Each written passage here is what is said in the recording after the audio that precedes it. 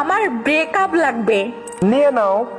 আর কখনো আমাকে ডিস্টার্ব করবে না, আচ্ছা কখনো আমাকে মেসেজ দিবা না, আমাকে ব্লক করে দিবা, আচ্ছা ঠিক আছে। ফোনও দিবে না, আমাকে নাম্বার ব্ল্যাক লিস্টে ফেলে দিবা, আচ্ছা বাসার সামনে এসে ঘুরঘুর করবে না। আচ্ছা এবার আমি বলি, এটুকুতে ব্রেকআপ হয় না, আমি পার্মানেন্ট ব্রেকআপ করছি। হ্যাঁ, এখন থেকে 24 ঘন্টা আর তোমার কথা ভাববো না, মেসেঞ্জারে এসে আর তোমার মেসেজের জন্য অপেক্ষা করব না, তুমি রিপ্লাই দিতে দেরি করলে আর কষ্ট পাবো না।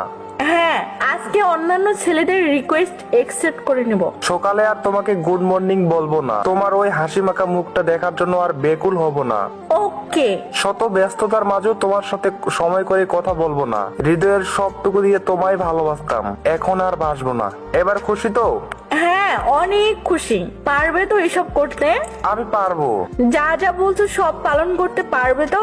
কোনো টেনশন নিও না। কানের গোড়ায় এমন একটা জোরে দেবো, কাঁদতে কাঁদতে এসে জড়িয়ে ধরবে। ওমা কেন? তোমার সাহস কি করে হয় আমার সাথে পার্মানেন্ট ব্রেকআপ করার? তুমি তো সব বলে দিলে। আমি বললে শুনতে হবে নাকি? হ্যাঁ শুনতে হবেই তো। ও, বুঝতে পারছি। ও বুঝতে পারছি। আমি তো এখন পুরাতন হয়ে গেছি, তাই না? নতুন নতুন মেয়েদের ফ্রেন্ড রিকোয়েস্ট একসেপ্ট করবে, তাই না?